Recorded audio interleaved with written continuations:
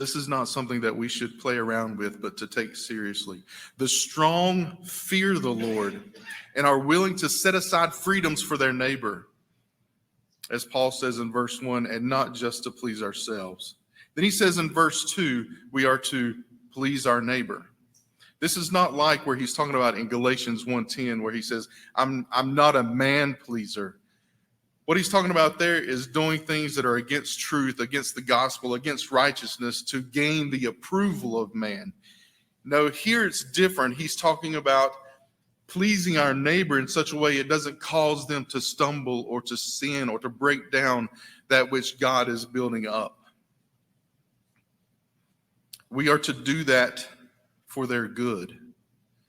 I think Paul helps us to understand what that means when he says we are to do that for their good from Romans 8:28-29, where it says, and we know that all things